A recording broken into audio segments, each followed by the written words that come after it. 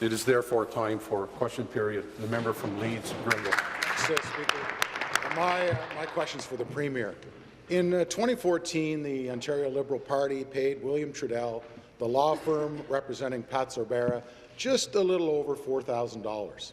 In 2015, the Liberals paid William Trudell over $147,000. I can only imagine what the 2016 bill will be, given the new litany of Liberal scandals. Mr. Speaker, will the Premier guarantee that no taxpayers' money will be used to pay the lawyers of Liberals charged in the Sudbury bribery scandal? Thank you. Government House Leader. Attorney General, sorry. Thank you very much, Speaker. As you know, this matter is before the courts. The parties, the individuals who have been charged in this matter have retained counsel, and of course those counsels retainers will be paid by the people responsible. The government will not be, of course, paying for any of those legal dues. That's not the norm, and that will not be that won't be happening in this instance. Thank you. Thank you. Supplementary. Again, I'll try to get the Premier on the record. Speaker, the Premier is supposed to be in Sudbury tonight. The Sudbury Red Tent dinner was scheduled to take place tonight at the Radisson Hotel. $500 a ticket or $5,000 a table. Wow. The Premier, the Minister of Northern Development and Mines, Municipal Affairs, and Community Safety. I'm quite prepared to pick up where I left off yesterday, and while I'm speaking, I wouldn't want anyone interjecting.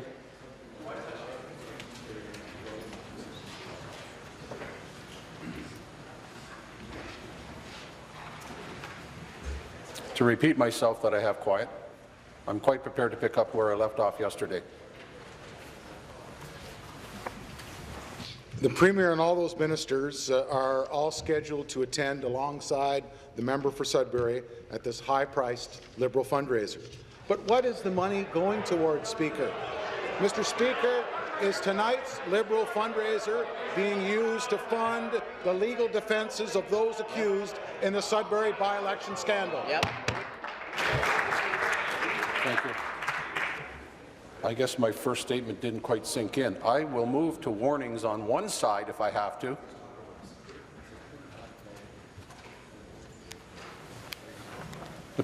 Well, thank you very much, Speaker. Speaking of fundraisers, I think the member opposite should speak to his seatmate next to him and ask him how his final funders are going on. That will be taking place. That will be taking place tomorrow for $500. Speaking of high-price fundraising events, Speaker, as we know, all parties continue to fundraise under the rules that exist today. And I know the party opposite, the Conservatives, have been doing big fundraisers. They did one in Vaughan, raising millions of dollars, Speaker. Selling tables for thousands and thousands of dollars. At the same time, Speaker, the opposition party continues to stall the work on the committee on Bill 2, continue to drag on that work by filibustering the committee because they like the status quo, Speaker, because they want to make sure that they continue to operate in the existing legal framework as opposed to the changes that we want to bring to make sure that Ontario becomes a leader when it comes to how parties finance and making sure that we have more transparency and accountability, and we put an end to corporate union. Stop the clock. As this has revealed itself, I'm going to now try to rein this in a little bit to ask all sides to make reference to government policy and concerns about specifics of what government is doing to run. We'll stay away from the other side of this, which is very hard to do. And I'm being honest about this, that I let it go because I wanted to see if there was relationship to government policy. I'm going to ask the member to continue with his questions, but do recommend to him to see if he can tie that in tighter to government policy, please. Thank you. Speaker, back to the Premier. A link to the invitation to the fundraiser remains on the Liberal website, and a link to the form to purchase a table remains active. But the event is conspicuously absent from the list of fundraising events on the website. Is this event cancelled, or are the Liberals now hiding this event? Mr. Speaker, the people of Sudbury have been lied enough. What is happening with this Sudbury fundraiser tonight? Thank you. So, Speaker, not a policy question, but the reason member is not seeing that fundraiser on the website because it has been rescheduled. So, thank you very much for noticing. Clearly, spending a lot of time just looking at fundraisers because I'm sure he's going to the final funder tomorrow that the member from North Bay is doing because he's asking people to please dig deep and donate to your maximum, Speaker. So here you go. The parties opposite are continue to Speaker, fundraise and asking people to dig deep while they're also stalling the work of the committee, which is working on Bill 2, which will ensure that we put an end to corporate and union donations, which is going to put strict caps on fundraising and would also put rules in place that will prohibit MPPs from attending fundraising events. But I can tell you, Speaker, the Conservatives and their leaders do not want those changes. They love the status quo, and that's why they don't want Bill 2 to pass either. Thank you. New question, the member from East Grenville. Thank you, Speaker. My question is for the Premier. The Minister of Energy has been accused by a federal prosecutor of asking for an alleged bribe to run for the Liberal. The member from Beaches East York and the member from St. Catharines, Chief Government Whip, will come to order. And I'm getting desperately close because of certain individuals to move into yesterday's procedure, which is to go to warnings. Finish your question, please. The ethical, moral, and trust issues are compromised. This integrity of this minister has been called into question. He must step down. Mr. Speaker, will the Premier accept the Minister of Economic Development today? Thank you. Speaker, I categorically reject the premise of the question, and no, I will not, Mr. Speaker. Supplementary. Speaker, yesterday the Minister of Energy said this: if anyone's ever had to explain to a 9-year-old why you're not a bad man, it's not an easy conversation. Nobody in the opposition has ever accused the Minister of Energy of being a bad man. In fact, we've encouraged the minister to show that he is an honourable man and to do the right thing.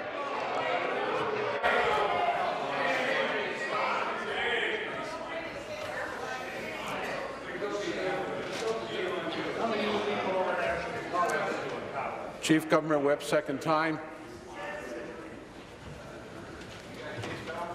Minister of Finance.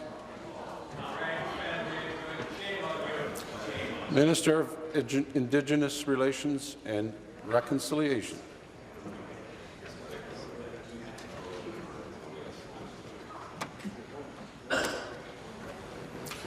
Please complete your question. A few crocodile tears to elicit sympathy doesn't change that fact.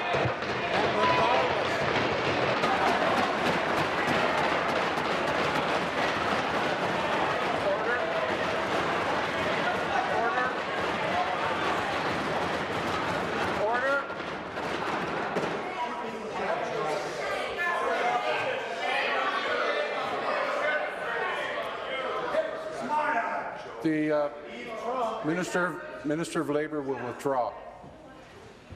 Withdraw, Speaker. We're moving to warnings for everyone. Wrap up sentence, please. regardless, the minister's been accused of seeking a bribe. The honourable thing for him to do is step aside. Speaker, will the Premier walk over to the minister's desk? Thank you. Order, please. Be seated, please. Be seated, please. Premier. Thank you very much, Mr. Speaker. I have full confidence in the integrity of the Minister of Energy, Mr. Speaker. Absolutely full confidence. And, Mr. Speaker, I have to say that I cannot express the depth of my disappointment at a member of this House expressing or mocking. Stop the clock. The member from Ancaster will withdraw. If I hear it again, we're going to get into naming. Either side knows better. Finish your answer. Member of this legislature mocking another member, a man who was defending his family. I cannot express the depth of my disappointment. Thank you. Be seated, please. Be seated, please. Thank you. Final supplementary. Back to the Premier. A Minister of the Crown has been accused of seeking a bribe from the Premier's Deputy Chief of Staff. The opposition is not asking the trial to take place in the legislature. We want it to play out in a court of law. But the people of Ontario deserve answers, and only the Premier can provide those answers. She knows she can invoke her right and privilege to avoid testifying in the trial, but I believe she must tell the truth to Ontarians. Mr. Speaker, will the Premier waive her right to avoid taking the stand and testify in the trial of Patricia Sorbara?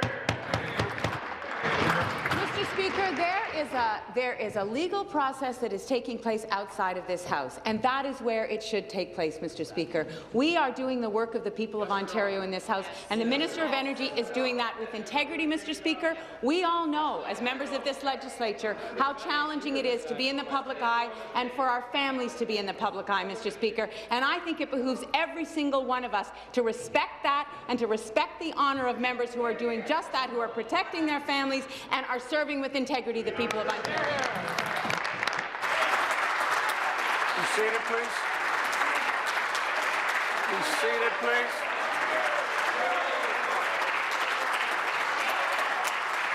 Be seated. Be seated, please.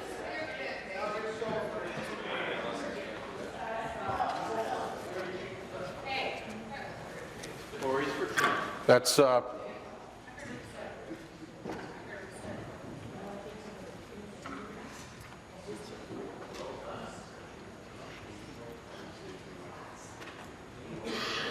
Thank you. New question. The Leader of the Third Party. Thank you, Speaker. Speaker, my question's for the Premier. A federal prosecutor said that the Minister of Energy asked for some special benefits so he would run for the Liberal Party. It's a serious accusation, Speaker, coming from a serious source. It's not the sort of thing to shrug off. Has the Premier talked to her minister face-to-face since this allegation was made by a federal prosecutor? Mr. Speaker, I refer to my earlier answer. This is a process that is happening outside of this House, Mr. Speaker. I have full confidence in the integrity of the Minister of Energy, and we are here doing the work of the people of Ontario, Mr. Speaker, and the Minister of Energy is doing that to the best of his ability and with complete integrity, Mr. Speaker. Supplementary. Well, Speaker, people want to have hope about good government, that political leaders can help to create opportunity for them and their kids.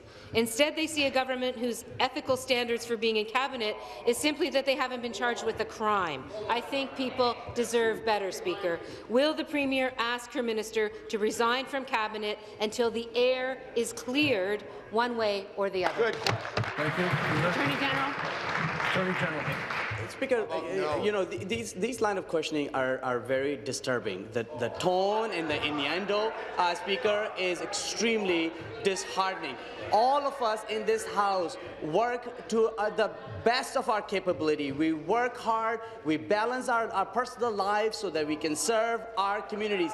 And the Minister of Energy is no different. He is an honourable man, he is a family man, he is a community man, he is somebody who works in his community day in and out, traveling between Toronto here at Queen's Park and his community in Sudbury. Speaker, to draw his name into something that has nothing to do with him, that has nothing to do with his responsibility as a Ministry of Energy, that there are no charges against him, is absolutely unfair and, Speaker, inappropriate. I urge the members again, let's get back to focusing on the issues that are important to the people of Ontario. Let's not do mudslinging. We are better than that. Thank you. Dr. Clark. Be seated, please. Be seated, please. Be seated, please. Thank you. Final supplementary. Speaker, asking the minister to resign while these allegations are hanging over the Liberal cabinet isn't about trying this case in the legislature, as the Premier and her minister like to claim. It's about demonstrating integrity, Speaker, demonstrating respect for this institution, and demonstrating respect for the people of Ontario. When Greg Sorbera was named in an RCMP warrant, he stepped aside until the matter was resolved. It's about showing responsibility for his office, Speaker. The Premier needs to explain why she thinks it's okay that her Minister of Energy is sitting in Cabinet while there are allegations that he asked for some benefit in order to resign as a Member of Parliament and run for the Liberal Party of Ontario. Can she explain how that helps people trust her government? Speaker, what is disappointing is the lack of respect and lack of integrity that the opposition parties continue to show for the members in this House, Speaker, and for the procedure of this House. Nobody is new in this House, Speaker. Everybody knows what the rules are. You have spoken about those rules, Speakers. It is a clearly established rule in our Westminster model of democracy, not only just in this House, Speaker, but all Commonwealth houses, that when a matter is before the court, we do not discuss them in the House, Speaker. We led an independent court, led by an independent judge, to deal with those matters, Speaker. The member of Energy is not charged with any offence, Speaker, whatsoever. He is not being investigated. The matter deals with two individuals that are in the process. Let's respect the process. Let's respect the integrity of the members of the House. There's a reason, Speaker, that we refer to each as honourable members. I ask the members opposite to demonstrate their honour in this case as well. Thank you. New question. The Leader of the Third Party. Thank you, Speaker. My next question is for the Premier, but this member needs to know that neither were any of the other examples that we've been raising in this House, Speaker. None of those people were actually charged either. They did the right thing by stepping aside, however. Look, on the weekend, the Premier stood in front of a room of Liberal Party faithful and said that she's made a mistake by letting hydro bills get out of control. Maybe she was referring to the privatization of Hydro One, or the privatization of green energy. Maybe it was signing the cabinet decision which led to paying $1.1 billion to cancel the 2 gas plants. Maybe it was continuing the PC privatization of electricity generation in this province, which has been going on now for over 20 years. So what was the mistake? And what is the Premier going to do to fix it? Good question. So, Mr. Speaker, I did this weekend. I talked about the reality that we're building an inclusive economy, Mr. Speaker, and I talked about the initiatives that we have put in place in order to do that. I also talked, Mr. Speaker, about the reality that there is a burden on people because the electricity system in this province was a mess, Mr. Speaker. It had to be cleaned up. There had to be investments, Mr. Speaker, and we have made those investments and we have made those changes, Mr. Speaker. But we also recognize that there's a burden that has been placed on people across the province, Mr. Speaker, and we have been working to correct that, but we also know that there's more that has to be done. But it is why, Mr. Speaker, that we have taken the debt retirement charge off of bills, that we've created the Ontario Electricity Support Program, that as of January 1st, Mr. Speaker, the provincial portion of the HST will come off people's bills. Those changes are all in place. What I said on the weekend was that we need to do more, and that's exactly the truth. Well, Speaker, if the Premier is going to stand here and defend the status quo, it makes her apology ring awful hollow, doesn't it? Jane, a mum in Kingston, had to choose between groceries or her hydro bill. She bought groceries, and Kingston Hydro cut off her power. Peter and Mel also live in Kingston. Even after receiving help from the Low Income Energy Assistance Program, they were cut off by Hydro One. Now their house is flooded, and they're running a gas generator so that they can run the fridge for a couple hours a day. I ask the Premier, Speaker, how is this an inclusive Ontario where families can't survive? People don't need an apology, Speaker. They need to be able to pay their bills. Will the Premier take the first step and stop any further sell-off of Hydro One? Thank you. Well, Mr. Speaker, Be seated, please. Be seated, please. Thank you. Premier. Speaker, the solution that the Leader of the Third Party puts forward will not solve the problem. And in fact, what we have acknowledged, Mr. Speaker, and I have said repeatedly and said again on the weekend, is that we need to do more. And it is unacceptable to me, Mr. Speaker, that people would have to make those kinds of choices, which is exactly why we've been taking action. And the premise of the question of the third leader that somehow the status quo is acceptable, what we have done, Mr. Speaker, is change the system, clean up the system. Just a reminder, we're at warnings. Just a reminder. Clean up the mess left by previous governments, not just the Conservatives, but the NDP as well, Mr. Speaker. Clean up that mess, and in doing so, there have been costs associated with that cleanup, Mr. Speaker, and we recognize that there is still more we need to do to take costs off people's bills. So the status quo is not acceptable. That was exactly what I was talking about on the weekend. Thank you. Speaker, more privatization in the electricity system will absolutely make things much, much worse, and it's unbelievable that this Premier does not accept that fact. In 2013, this Premier apologized for the cancellation of the gas plants, but instead of fixing the underlying problem, the fact that it was costing Ontarians more and more just to turn on the lights, the Premier made an apology and then went right back to business as usual. That is not the kind of leadership that people expected, nor is it what they deserve. People don't need the Premier to admit a mistake and then ignore the problem, Speaker. They need the problem to be fixed, and they need the behaviour to change. Will this Premier start fixing her mistake, Speaker, and stop the privatization of Hydro One and start getting bills under control? Thank you. Mr. Speaker, again, I will say to the Leader of the Third Party, that is exactly what I said on the weekend. I said that there are some things that we have done to take costs off the bills of people in the province, the electricity bills, whether it's removal of the debt retirement charge, putting in place the Ontario Energy Support Program, the changes that will come into place as of January 1st in terms of the provincial portion of the HST, Mr. Speaker. Those are all things that we have done, recognizing that there has been a cost associated with cleaning up the mess in the electricity system that was left to us. We recognize that. And then I said, Mr. Speaker, and there's more that we need to do. I've committed to that, we have committed to that, and we will be making more changes going forward, Mr. Speaker. Thank you. New question, the member from Nipissing. And good morning, Speaker. My question is for the Minister of Finance. Today, the Financial Accountability Officer confirmed what we've said all along. The government's flawed cap-and-trade plan is about raising revenues, not cutting emissions. The FAO says cash raised from cap-and-trade would, quote, reduce the deficit in that year and increase the deficit in future years. He's already told us they're using one-time money from asset sales and contingency funds to artificially balance the budget in an election year, and now he's confirmed the Liberal government is using cap-and-trade as yet another cash grab to pay for their years of waste, mismanagement and scandals.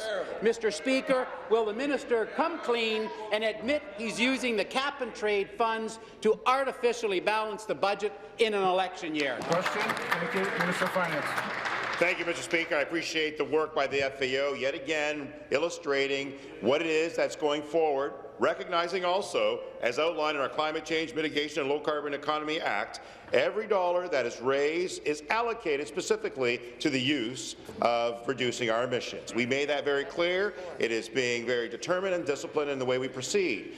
Furthermore, it is also limited to the amount that is received. So, Mr. Speaker, revenues that come in are offset by the investments we make and the expenses we make for cap-and-trade projects. So that will always be the case, Mr. Speaker, and I am going to recognize that the tremendous work of our Minister of Climate Change, who has taken leadership in initiating this, putting Ontario at the forefront of embracing the low-carbon economy, which in fact will increase our overall economic growth, enabling all Ontarians to better benefit not only from lower emissions, but also an improved economy. Thank you, Mr. Speaker. Supplementary. Back to the Minister. Speaker, I asked the Minister to pick up this book. Go to any page. The FAO has outlined all of the scenarios that they're going to use to artificially balance the budget in an election year. Pick a page. Page 1, reduce the deficit now and increase the deficit in future years. Page 5, resulting in the cap and trade reducing deficits.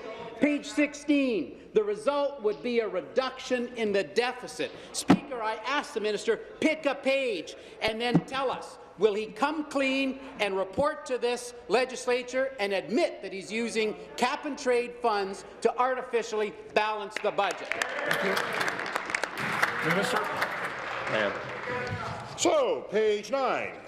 The report does not forecast cap-and-trade revenues, expenses, or cash flow, nor does it analyze potential economic benefit, Mr. Speaker. The FDO recognizes that it's dependent upon our government to take the stance and make the appropriate decisions to balance the books, ensure that we increase our economic growth, and protect our environment for future years, Mr. Speaker. We're doing our job over here, recognizing that it's a net benefit to Ontarians going forward. We'll continue to do so. Thank you, Mr. Speaker. Be seated, please. Be seated, please.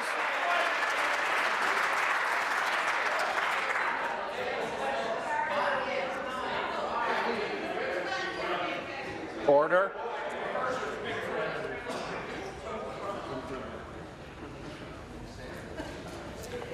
New question, member from Timmins, James Smith. Thank you, Speaker. My question is to the Premier. On Monday, a federal prosecutor said the Minister of Energy, the former MP for Sudbury, sought certain benefits, offer or job or employment as part of his condition for him to run as an MPP in that election. Premier, the minister says he doesn't think what he did was a bribe. So my question is, what did he ask for and who did he ask? Did he ask you? Did he ask Sabera, or did he ask Mr. Lougheed? Premier. Attorney General. Attorney General.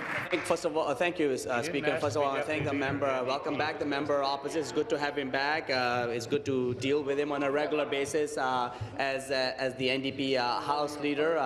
Thank you, Speaker. I think, Speaker, the member knows quite well, he's been in the House for a long time, that when a matter is before the courts, it's highly inappropriate to discuss those matters in this House. That is to be dealt with within the courts.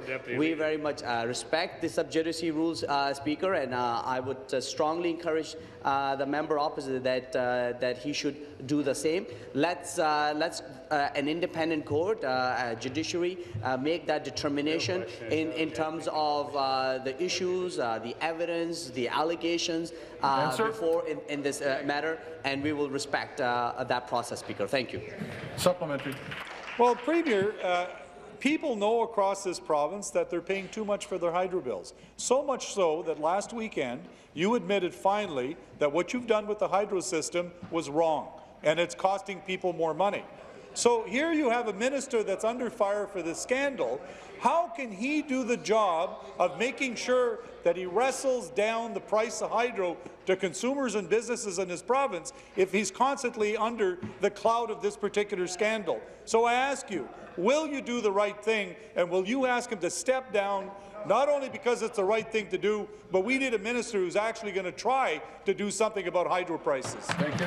Attorney General. Well, Speaker, the Minister of Energy is very focused on his job as the minister responsible. He is working hard along with the Minister of Infrastructure in his role in cleaning up the mess that the NDP and the PCs left our energy sector in making sure that we have a green, reliable and secure energy system that makes sure that we no longer have brownouts or blackouts, Speaker, to make sure that we have no more smog days in the province of Ontario, so that our kids can breathe easily and inhale fresh air, and then so that the asthma rates are down in our province. Not to mention, Speaker, this Minister of Energy is working hard to bring the cost of electricity down. That is why he has permanently eliminated the 8% HST of our electricity bill that will come into place on January the 1st, Speaker. Answer. That is why we have got a program like the Ontario Electricity Support Program to ensure that people who are vulnerable, who are low income, have extra break on their electricity bills. Thank you. New question. Member from Ancaster, Dundas, Flamborough and Westdale. Thanks very much, Mr. Speaker. My question's to the Minister of Community and Social Services. Speaker, yesterday I was pleased to join the Minister in Hamilton as our province kicked off public consultations for a basic income pilot. Throughout the evening, we heard valuable and insightful feedback from people who joined us from across the Hamilton region. Though many, about 120 people, were able to join us for the consultation, many others were unable to attend. Some have asked me how they can follow the discussion at home or provide feedback on basic income. Mr. Speaker, through you to the Minister, can the Minister please outline how Ontarians who were unable to attend the session in Hamilton and perhaps going forward elsewhere participate in the discussion and provide their input on basic income moving forward? Thank you. Great question. Minister of Community and Social Services. Thank you, Mr. Speaker, and thank you to the member for the question and for continuing to be a tireless advocate for the most vulnerable in Ontario. As part of our government's commitment to transparency and accountability, we are making all information received at the consultations available on our website. You will be able to see a wrap-up of all the feedback from each consultation session online the day following the consultation. And for those keen to participate in their own communities, we're hosting several additional consultations across the province. A full list of available sessions can also be found online. And for those who have constituents wishing to provide their input from home, they can share their feedback via email or go online to complete the survey. Mr. Speaker, I encourage all members to share this information with their constituents, as it's important we hear as many views as possible to ensure that we get this right. Supplementary. Mr. Speaker, my supplemental has to do with poverty reduction. Minister, I'm proud that our province is taking the lead in testing a basic income in Ontario as part of our government's income security efforts. Basic income is a different approach to financial assistance that would guarantee a minimum income level to eligible individuals in the province. I know that there is a great deal of interest around the world in the idea of a basic or guaranteed annual income, but there seems to be no agreed-upon approach that our government can look to as an example. This is why it is so important that we are holding public consultations. Mr. Speaker, through you, will the Minister tell us more about this initiative pilot project and how it's being developed with reference to Ontario's unique realities? Thank you. Minister? The Minister responsible for the poverty reduction strategy. Responsible for poverty reduction. Well, thank you, Speaker. And again, thank you to the member from Ancaster, Dundas, Flamborough, Westdale for his great question and his continued leadership to make all Ontarians' lives better. Speaker, the pilot will test whether a basic income could deliver income security support more efficiently and improve health and employment and housing for Ontarians. I'd like to thank the Honourable Hugh Segal for his work on the discussion paper. We'll be using his paper as a foundation during our broader engagement across the province. Our engagement work will also include discussions with Indigenous partners to ensure that our approach reflects the advice and unique perspectives of our First Nations, urban Indigenous, Métis and Inuit partners. Mr. Speaker, we're always looking for innovative, evidence-based solutions that can help us reduce poverty and improve public services to make them simpler, more efficient and more effective for the people who need them the most. Thank you. The question, the member from Huron-Bruce. Thank you very much, Speaker. My question is for the Minister of Environment. Speaker, yesterday we heard concerns from the Environmental Commissioner that there are pitfalls associated with the Liberal Cap-and-Trade scheme. We know there will be a significant flow of Ontario dollars to California. We have seen independent reports that indicate as much as $30 million by 2020 and $3 billion by 2030. Then just this morning, the FAO reported that there is uncertainty surrounding the Liberals' cap-and-trade scheme, for example, the impact of a fluctuating exchange rate, meaning that even more money could be spent to California to subsidize emission reductions there and not here in Ontario. Speaker, how will the minister ensure this Premier that hard-earned Ontario dollars flowing to California will reduce emissions actually right here in Ontario? Thank you. Minister of the Environment and Climate Change. Thank you very much, and I appreciate the question from the member opposite, Mr. Speaker. Our action plan, which I think many folks are now familiar with, and it's been out since the spring, proposes an $8 billion investment that will deliver 9.8 megatons of GHG reductions based on programs that are tried and true around the world. This program will put $8,000 to $14,000 in the pockets of everyone buying a low-carbon electric vehicle. That's an unprecedented investment. This program will put thousands of dollars in the pockets of working families, not just to get rid of the polluting furnaces in their homes, but to cut their energy and heating costs and make life more affordable.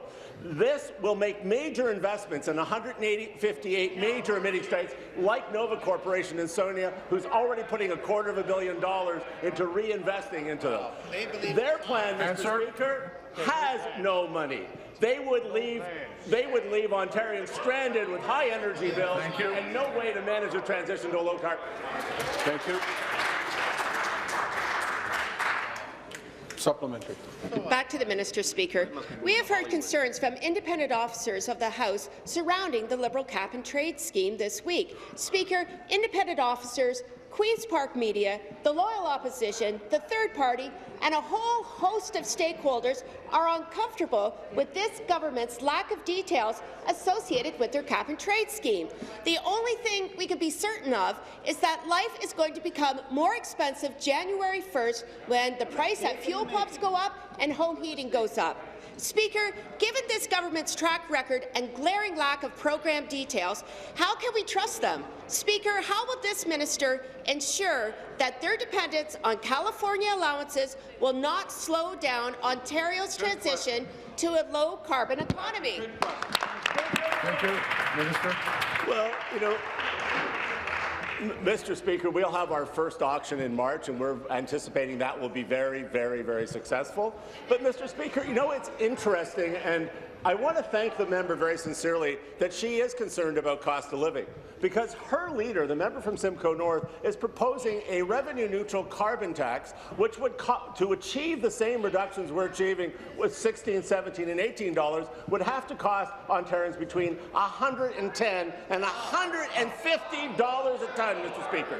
That would not see gasoline go up a couple of cents. That would see gasoline spike by dollars, Mr. Speaker. That would see capital outflow in a way that you wouldn't even begin to imagine. So if the member opposite has concerns about the price, she should be a supporter of cap and trade, like 60% of the world economy and nations representing 60% of the world economy who have chosen cap and trade over their system. Thank you. New question, the member from Nickel Belt. Merci, Monsieur le Président. Ma question pour la... Thank you, Mr. Speaker. My question is for the Premier. River, where the good people of Grassy Narrows live, have the most mercury-contaminated fish in the province. And it's the Liberal government-owned data that proves that. The mercury contamination is 15 times greater than what is safe to eat. 40 times they're allowable if you're a woman of childbearing age or a child. For 45 long years, this government has known about the mercury contamination, and yet for 45 long years they have stood by and did nothing. My question is simple. Has the Premier even bothered to find out if the Dryden Mill site is still the source of mercury in the Wabigoon River? A yes or no answer would be good. Thank you, Premier. Environment and Climate Change. Minister of the Environment and Climate Change. Thanks. Thank you, Mr. Speaker. We have been actively doing testing with our scientists throughout the fall of the fish as we committed to do it. We're also funding, that's about a $300,000 investment. We've also put another additional $300,000 in the hands of Chief Fobister and the First Nation to continue to do their own studies. We have completed very extensive tests all across the site with supervision by the First Nations and found there is no barrels buried and there's no source. We do know, and it's been reported, that the conditions in the river right now lend themselves to higher mercury levels, Mr. Speaker. We also are recognizing, and the reports that have just come out recently, that a lot of the mercury that's coming is long-distance transport. It's methyl mercury from Ohio and from China. So we have a much more complex situation than we imagined, and we are investing heavily to remediate it, Mr. Speaker. Thank you. Supplementary. Speaker, what the good people of Grassy Narrow want is what all of us would want if we were in that situation. We want the water to be cleaned up. We don't want any more study that already tells us what we already know, that the bottom of the lake is full and the bottom of the river is full of mercury and it needs to be cleaned up.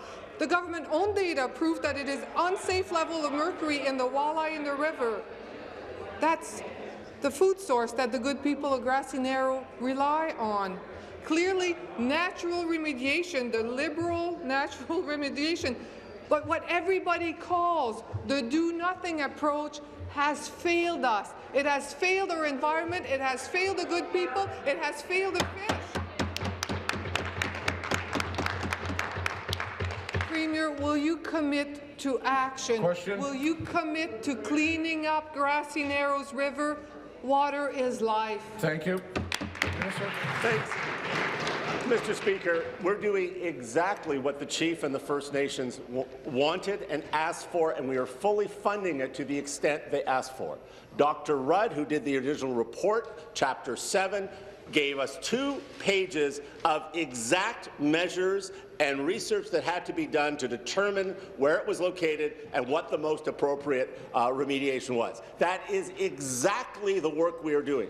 The Minister of Indigenous Relations and Reconciliation and I meet every month in a political committee with the Chief overseeing that. The First Nation is in the lead, and we are doing that. And in the same way, as you would agree, I think, in Gogama, where you are satisfied, you told me yesterday, with the cleanup by CN, we work together to do that. We will hold Grassy Narrows people no less important than the people of Gogama, and I will promise that we will do the same thing there and get the cleanup to the satisfaction of the Chief and the health of the people of Grassy Narrows. Any question? The member from Kitchener Centre, I think. Thank you, Speaker. My question is for the Minister of Municipal Affairs. Ontario's 444 municipalities play a very important role in our communities and our day-to-day lives. They provide services such as local transit, roads, library services, clean water, waste disposal, and parks and playgrounds. While municipalities are best positioned to make local decisions, the province provides the legislative framework so that local governments can carry out their roles effectively. The minister recently introduced legislation which would, if passed, update the Municipal Act, the City of Toronto Act, and the Municipal Conflict of Interest Act. These proposed changes would help make local governments more flexible, open, and responsive to the needs of their constituents. Speaker, could the minister please outline for the House some of the changes that are proposed in this new bill? Thank you. Minister of Municipal Affairs. Speaker, thank you very much, and I want to thank the member for the question. As she's mentioned, I was pleased to introduce Bill 68 this week into the House. Speaker, it does represent a broad base of amendments and a package on 3 different pieces of legislation, the City of Toronto Act and the Municipal Act, which are mandatory reviews, but as well, Speaker, the Conflict of Interest Act, the first time that that particular piece of legislation has been looked at since I think about 1983, so we're happy to be doing that work.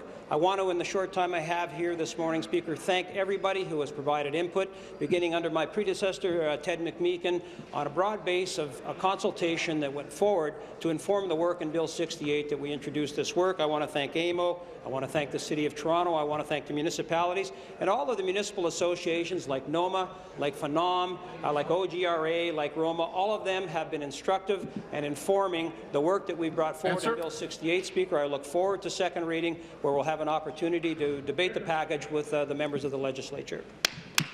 Supplementary. Thank you, Speaker. And I'd like to thank the minister for his extensive work on this file. Currently, under the Municipal Act, municipalities can put in place their own leave policies, including parental and pregnancy leave. But if a municipality doesn't have a policy, a councillor has to go before council to ask permission to take a parental leave of more than 12 weeks. Recently, with the support of my local council in Kitchener, I introduced a private member's bill that would provide 20 weeks of maternity and parental leave. Many women who are interested in public service will often choose local politics because it seems more family-friendly. There isn't the travel that MPPs and MPs face. But how family-friendly is it if you could be fired after 3 months because you had or adopted a baby? Speaker, we know it's very important to have women at the decision-making table, but in order to get them to the table, there needs to be accommodations to reflect life's realities, such as motherhood. Speaker, could the minister please tell us how Bill 68 would address the issue of parental leave? Minister. Speaker, thank you very much. And this is a real opportunity for me to thank the member from Kitchener Centre, Diane Verneil, for her incredible work on what I see as one of the centerpieces of this particular piece of legislation. She has identified in a very clear way for us, and we were happy to take her private member's bill and incorporate it into Bill 68, something that makes you stop and wonder why it hasn't happened before. Again, I'm going to thank her very much for her work. I know she was inspired by a local female councillor in her riding. Anytime, Speaker, that we can identify what I would describe and phrase as a structural impediment to women being involved in politics at any level. And that's what the member has done. I think it's incumbent upon us to do what we can to try and address that. This particular piece, instructed by the member from Kitchener Centre, Diane Verneil, allows us that opportunity, should this legislation pass, to remove a structural impediment to the potential for women to choose to be involved in politics at any level. And I thank her very much for her work on this file. New question, the member from York Simcoe. Thank you, Mr. Speaker. Mr. Speaker, my question today is for the Premier. Premier, documents recently obtained by the Canadian Taxpayers Federation reveal that your government spent nearly $800,000 on new advertising after you cancelled the pension plan. This new ad promoted the federal government's proposed enhancements to the CPP, giving credit to this provincial Liberal government. It is news to me that provincial tax dollars can be spent promoting federal programs. The Auditor General described the ads as self-congratulatory. These ads were partisan, plain and simple. Under the old rules, these ads would never have been approved. Premier, how can you claim that these ads are not partisan? How can you justify spending almost $1 million to promote a program that you did not implement? Thank you. Premier. Mr. Speaker, well, I know the Minister of Finance is going to want to comment in the supplementary, but let me just say, Mr. Speaker, that before we put in place the rules around government advertising, I remember ads with Mike Harris's face on them, Mr. Speaker, where he was part of advertising, Mr. Speaker, where they were blatantly political and blatantly paid for by government dollars. So, Mr. Speaker, in fact, we're the government who brought in a new regime, Mr. Speaker, who have taken partisan politics out of advertising, Mr. Speaker. We have done that. We stand by that. We think that was the right thing to do. That may not have been what the party opposite chose to do, Mr. Speaker, but we introduced those rules. We took partisan politics out of government advertising, Mr. Speaker. Thank you. Supplementary. Yes, Premier, you may try to claim that these ads aren't partisan, but they were created by the very same firm that does your election advertising and other Liberal political work, including ads for Dalton McGuinty, Justin Trudeau, and Paul Martin. But the issue is, when you add up the $8.2 million this government spent advertising the program when it was still in the works, and the additional $800,000 after it was cancelled, it is clear that the people who really benefited from the plan were advertising firms and Liberal insiders. The Auditor General's power to review government advertising for partisanship needs to be restored. Premier, when will you do the right thing and stop wasting taxpayer dollars? Minister of Finance. Thank you, Mr. Speaker, and I recognize the member opposite and her party and her leader, who stood as a federal member opposing CPP enhancement, who shut down the opportunity for us to provide retirement security for Ontarians and for Canadians, Mr. Speaker. We stood in this House prompting and and fighting for the people of Ontario and for Canada to ensure that we had that retirement security. And we went forward. And had we not taken those steps, Mr. Speaker, CPP enhancement wouldn't be a reality today. We're moving forward, and we are advising the people of Ontario about the merits and the reasons why we must provide for retirement security. Thank you. I do suspect you were finished, but I also, one more reminder that we are in warnings. New question, the member from Oshawa. Thank you, Speaker. My question is to the Premier. People in my riding and across Durham region need to be able to count on our local hospitals, but this government keeps forcing our hospitals to cut frontline services. The forced merger of Ajax Pickering Hospital with Lakeridge Health has a price tag of $18.2 million, but the province is refusing to foot the bill, and that means our local hospitals will be forced to find the money and forced to cut nearly $20 million out of frontline services and patient care.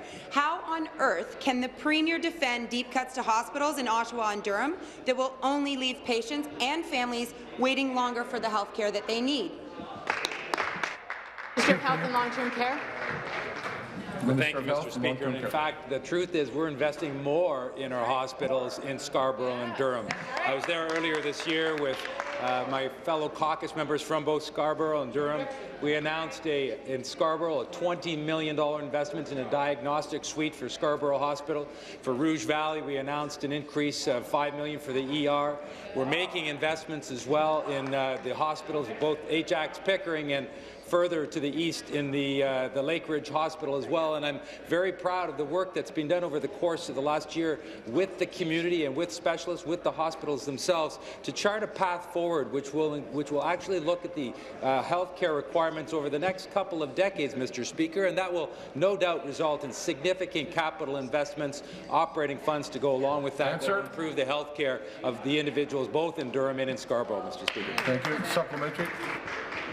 Speaker, cutting health care and hospital services is what Conservatives do, but this Liberal government has a record of cutting just as deep. The forced hospital merger will cost over $18 million, but save just $300,000 per year. That means, Speaker, it will take 62 years to pay off the cost of this merger. And people inside the government are worried too, Speaker. At a community healthcare rally on November 5th, I was joined by the Liberal MPP from Ajax Pickering, who was there and who also wore a sign that said, "Save our hospital." Speaker, when will the Premier listen to families and seniors in my community and her own MPPs and stop cutting healthcare in Oshawa and across Durham region? Thank you. Minister.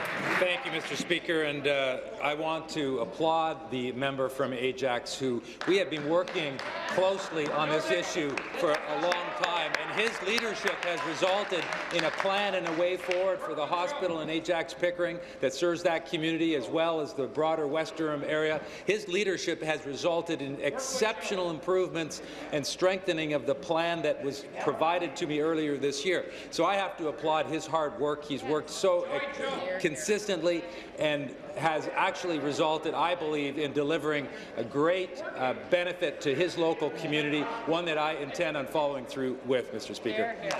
New question, member from Beaches East York. Well, thank you, Speaker. My question is the Minister of Indigenous Relations and Reconciliation. So, Speaker, this week, First Nation leaders from across Ontario and Toronto are in Toronto to meet with the Premier and the ministers during the annual Leaders of the Legislature event. Having these stalwart representatives of their communities here at the Legislature, I know is an important event for you, Speaker, as a proud member of the Métis Nation, as it is for me and all other members of the House. The Ministry of Indigenous Relations and Reconciliation, in partnership with the Chiefs of Ontario, has worked hard to bring First Nations leadership together for this forum to discuss important events. This is the last day of the meeting, Speaker, and I would like to know if the Minister can elaborate on how the government is working to improve our relationships with First Nations through these meetings that will be taking place during Leaders of the Legislature event. Thank you. Minister of Indigenous Relations and Reconciliation. Speaker, during Leaders in the Legislature, I and my colleagues are taking part in many roundtables with First Nation chiefs to address a number of priority issues for First Nations. Priority issues such as community safety, violence against Indigenous women, treaty recognition, education, health and well-being, infrastructure, and the environment. Yesterday, I and the Minister of Community Safety and Correctional Services and the Attorney General met chiefs from across Ontario in the first of these roundtables. Speaker, we are working towards a renewed relationship, a renewed government-to-government relationship, one that benefits First Nations and all Ontarians. Thank you. Supplementary. Well, thank you, Speaker, and back to the Minister of Indigenous Relations and Reconciliation. And I would like to say that I believe that we have exactly the right minister in this role who's forged such incredible relationships with First Nations for our province. And I'm glad to see, Speaker, that our government is upholding its commitments to engage with First Nations leaders to find collaborative solutions to challenges that are faced. And I'm proud to be part of a government that is committed to be working with First Nations and Indigenous peoples in the spirit of the political accord that was signed with the Chiefs of Ontario last year. And the leaders of the legislature event presents a fantastic opportunity for our government and our First Nations leaders to further build on those commitments for mutual collaboration and to rebuild and renew our relationships. So, Speaker, will the minister then elaborate how our government is working with First Nations leaders to honour the political accord? Thank you, sir. Minister. Speaker, the political accord signed by the Premier and the Ontario Regional Chief last year established a formal bilateral relationship at the political level based on the treaty relationship. Ontario Regional Chief said yesterday, quote, "Our government has made good on our commitment to a renewed government-to-government relationship. Through the accord, we are developing policies and initiatives, such as the Leaders in the Legislature exercise. This drives progress for First Nation communities. We look forward to continuing these discussions with the Chiefs and the upcoming meetings around the Leaders in the Legislature event." Thank you, Speaker. Thank you. New question, the member from... Thank you very much, Mr. Speaker. My question this morning is for the Minister of Transportation. Speaker, back in the summer of 2015, I know that there was a presentation by members of Prince Edward County and the council there regarding the state of Highway 49, one of the major arteries that goes from the 401 into Prince Edward County. I know the Mayor of Prince Edward County, Mr. Quaife, had a meeting and he brought big chunks of cement concrete that had popped out of Highway 49. Truly a danger.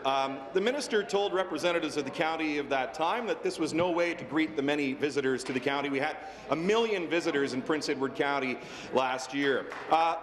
This year, after applying and being rejected for funding for County Road 49, County Road 49 in Prince Edward County was named CAA's worst road in Ontario. So I'm wondering, Mr. Speaker, when will the minister walk his talk, and when will he step up and help Prince Edward County fix Highway 49?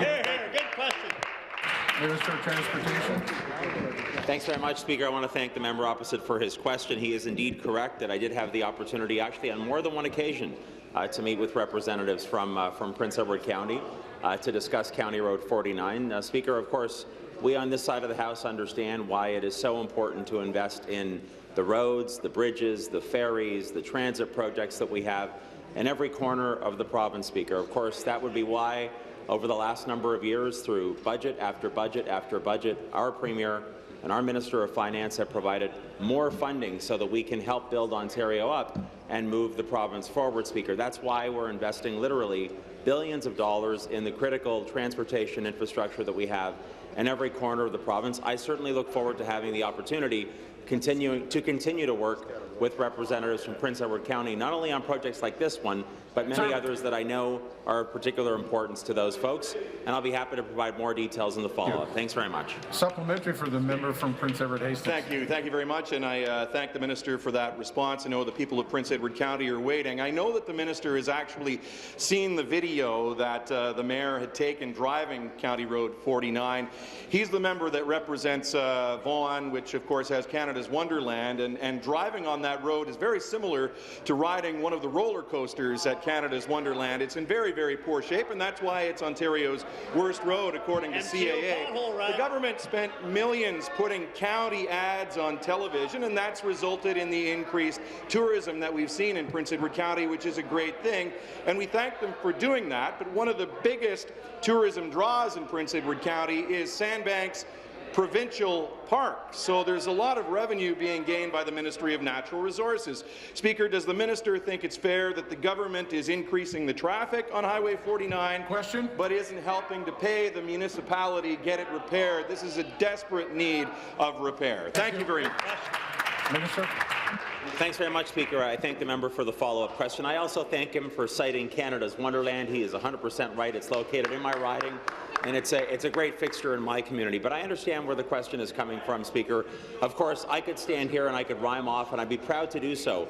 All of the projects, all of the programs that we have provided for Ontario Communities Infrastructure Fund, Connecting Links, our highways plan both in southern and in northern Ontario. But, Speaker, I guess what I would say to the member opposite, while I respect the spirit of the question and the place that it's coming from, I would say hopefully over the next number of months, when the Minister of Finance presents his budget here in the legislature sometime in 2017, a budget that will no doubt contain additional investments for infrastructure, hopefully the member from Prince Edward Hastings will see the light, break with his own leader, and finally support a budget that builds Ontario up. Thanks very much. Next question, the member from Kitchener-Waterloo. Thank you very much, Mr. Speaker. My question is to the Premier. Last week during the Kitchener-Waterloo Santa Claus Parade, I learned that the Waterloo Knights of Columbus had gotten a 40% increase in their hydro bill over the course of the year. They are using the same amount of power, but they are paying hundreds of dollars more than they paid last year, almost double. When charities have to keep paying more for privatized power, this means they have less money for helping people. And the not-for-profit sector in this province is hurting because of high hydro rates. What will the Premier do to make sure that charities can use their money to help people instead of being forced to pay profits to private investors on their skyrocketing hydro bills? Thank you, Mr. Speaker. There are many things that we are doing, Mr. Speaker, to help not only charities and businesses right across the province, Mr. Speaker, but families. And it's something on this side of the House, Mr. Speaker, we're very proud of. We've ensured that every family, every small business, and actually charities, Mr. Speaker, will get that 8% reduction on their bill come January 1st, Mr. Speaker. That's a significant reduction that charities can actually use and put towards their products, Mr. Speaker. I know for 5 years, Mr. Speaker, I actually ran the United Way in Sudbury, and we ensured that we put every dollar into those programs. Great organizations like the Knights of Columbus, Mr. Speaker, like many other charities, like the municipalities, Mr. Speaker, they are actually utilizing programs like the Save on Energy program, Mr. Speaker. Saving money, saving energy, and actually, Mr. Speaker, reducing our GHGs. That is something we should be proud of on all sides of this House, Mr. Speaker, because we're keeping money in our pocket and we're helping our environment. Supplementary. Thank you, Mr. Speaker. Again to the Premier. So at the beginning of this year, the Premier insulted Ontarians who demanded that lower hydro rates, claiming that they were really demanding a return to coal, denying that hydro rates was a crisis in the province of Ontario. Then she insulted their intelligence again by claiming that Ontario's hydro rates were perfectly reasonable, even as 60,000 families in this province were being cut off because they could no longer afford their hydro bill. Now, after the insults and the misdirections have failed, she has decided to apologize for hydro rates, but she refuses to change the behaviour of this government. Instead of empty apologies, will the Premier rein in hydro rates by stopping the further sell-off of Hydro One and put the people of this province first above their interests? Thank you. Minister. Thank you, Mr. Speaker. It was this Premier and the previous Minister of Energy that worked with the OEB and gave the OEB the power to ensure that there was no disconnections, 10 days notice, Mr. Speaker, on any disconnections, and ensuring that there was resources provided to these families to make sure that they didn't actually have to have their power cut off, Mr. Speaker. But what I do find very interesting is we've got a great bill now being brought forward by the Ministry of Economic Development and Growth, Bill 27, Mr. Speaker. the burden reduction bill. Mr. Speaker, it has a clause that would allow the OEB to ban disconnections during the winter, Mr. Speaker. So that begs the question, will the opposition plan to move unanimous consent to support Bill 27 so we can actually support more families quickly during the winter months, Mr. Speaker? It's all talk on that side of the House, Mr. Speaker. There's never any action and there's no plan. Thank you very much. Thank you, Mr. Speaker. My question is to the Minister of Finance. Minister, yesterday you announced that the government will be launching pre-budget consultations in preparation for the 2017 budget. I know that these consultations provide an opportunity for people in communities to have their voices heard. I also know that these consultations serve as a way for the government to get input and ideas on how to build Ontario up and help people in their everyday lives. Mr. Speaker, could the minister please explain what efforts Ontario is taking to ensure all Ontarians have the opportunity to have their voices heard? Thank you. Minister of Finance.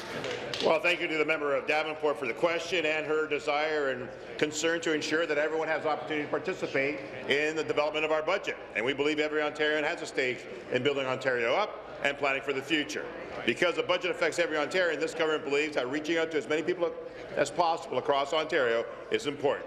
It's important to strengthen our communities, improve our services, and we need ideas from the people in those communities, Mr. Speaker, and that's why we're gathering opinions and ideas from every corner of the province and in many ways as possible, both in person, by online, and over the phone, by post mail, and, Mr. Speaker, in order to reach as many people as possible, and the most cost-effective way of doing so, we'll continue to find more innovative ways by using technology, including telephone town halls and online conversations. We've been developing an online pre-budget consultation tool called Budget Talks. It's a public forum for everyone to submit their ideas and discuss ideas with others as well. Thank you, Mr. Speaker. The member from Scarborough Agincourt on a point of order. Thank you very much, Mr. Speaker. I have 4 very special guests visiting Queen's Park today, and I want all of us to welcome them. Pamela Hart from the Enuhan Inc., the Women's Shelter, Lynn Allen, Family Traditional Center, Jin Yang, North York Women's Shelter, and Julia Files, a Women's Habitat of Etobicoke. They're here for today's Christmas gift wrapping day. I want to encourage all of us to participate. Welcome, ladies, to Queen's Park. Very nice. Thank you and welcome. Also in the gallery, as is the custom of the Speaker to announce, the Members' Gallery, the former member for York Mills in the 35th, 36th Parliament, and the member for Don Valley West of the 37th Parliament, Mr. David Turnbull. Welcome, David. Thank you.